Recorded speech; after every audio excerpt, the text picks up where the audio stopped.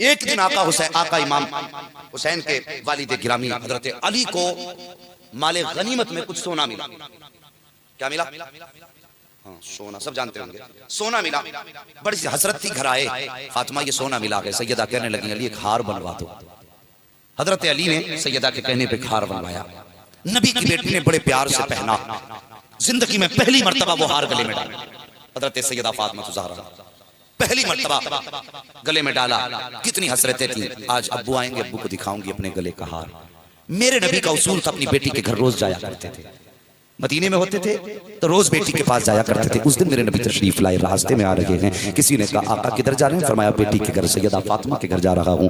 اس نے کہا حضور آج آپ کی بیٹی نے سونے کا ہار پہن رکھا ہے. اتنا میرے نبی نے سنا، خدا کی قسم قدم وہیں ٹھہر گئے جہاں تھے. روز جانے والا گھر، جس گھر میں روز میرے سرکار جاتے تھے، فوراً قدم روک دیے. آنکھوں میں آنسو آئے، واپس اپنے گھر تشریف لے آئے. کسی نے جا کے حضرت فاطمہ کے گھر کہہ دیا. فاطمہ کہا جی تمہارے بابا آ رہے تھے، لیکن آج تک کبھی ایسا نہ ہوا جیسا آج ہوا ہے. کہا کیا ہوا کہ راستے سے واپس چلے گئے؟ کہا کیوں گئے؟ کہا کسی نے نبی سے بتا دیا ہے کہ آپ نے سونے کا ہار پہن رکھا ہے. یہ بات آپ کے بابا کو بڑی ناگوار گزری ہے. اتنا سننا تھا سیدہ فاطمہ الزہرا نے ہار کی گانٹھ نہیں کھولی تھی، گندہ نہیں نکالا تھا، بلکہ سیدھا یوں ہار کو پکڑا، جھٹکا دیا، توڑا اور حضرت علی کے ہاتھ میں دے کے کہا جاؤ یہ ہار میرے بابا کی خدمت میں لے کر کے چلے جاؤ اور ان سے جا کے کہہ دینا بابا تمہاری فاطمہ کوئی زیور کی کوئی خوشی نہیں ہے، بس یوں ہی شوق میں پہن لیا تھا. یہ ہار کسی غریب کو آپ عطا فرما دیں. اللہ اکبر. حضرت علی نے وہ ہار لیا ہے، آقا کریم کی خدمت میں پہنچے ہیں. کہا سرکار یہ بیٹی نے ہار پیش کیا ہے. میرے نبی نے یوں نگاہ اٹھائی، حضرت علی کا چہرہ دیکھا. فرماتے کیسے لائے ہو؟ کہا سرکار جیسی آپ کی بیٹی کو پتا چلا ہے میرے باپ کو میرا ہار پہننا پسند نہیں آیا ہے، تب انہوں نے ہار اتار کر کے آپ کی خدمت میں بھیج دیا ہے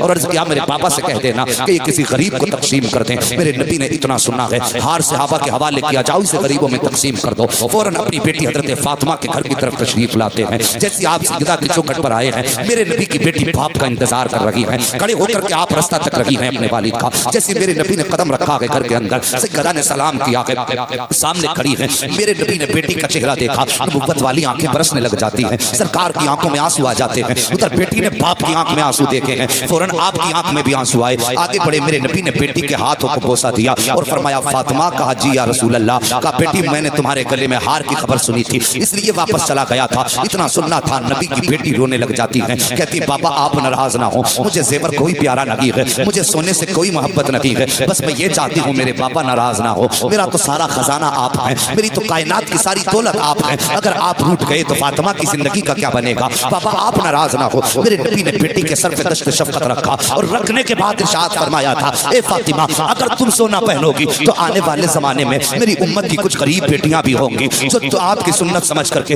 اپنے باپوں سے اپنے لیے زیور کی ڈیمانڈ کریں گی، فرمائش کریں گی. اے بیٹی ان میں کچھ غریب باپ بھی ہوں گے جو اپنے بیٹیوں کی فرمائش پوری نہ کر پائیں گے. اے فاطمہ اگر غریب باپ بیٹی کی فرمائش پوری نہ کر سکا تو شرم کی وجہ سے بیٹی کا سامنا نہیں کر پائے گا. اگر بیٹی نے اپنے باپ سے زیور مانگ لیا اور باپ نہ دے سکا تو قدم گھر میں رکھتے وقت اسے بوجھ محسوس ہوگا. کتنے باپ تو ایسے ہوں گے جو گھر سے نکل جائیں گے واپس نہیں آئیں گے. اے فاطمہ میں یہ چاہتا ہوں کہ میری بیٹی کسی زیور سے پیار نہ کرے. اگر میری بیٹی کو زیور پیارا ہے تو میری بیٹی کو حیا کا زیور پیارا ہونا چاہیے، مصطفیٰ کی وفا کا زیور ہونا چاہیے، رب کی اطاعت کا زیور ہونا چاہیے. فاطمہ میں یہ چاہتا ہوں کہ جب دنیا کی ساری امیر بیٹیاں باپ کی دولت پہ ناز کریں تو غریب کی بیٹی اگر دولت نہ ہو تو فاطمہ الزہرا کی سنت پہ ناز کرتی نظر آئے.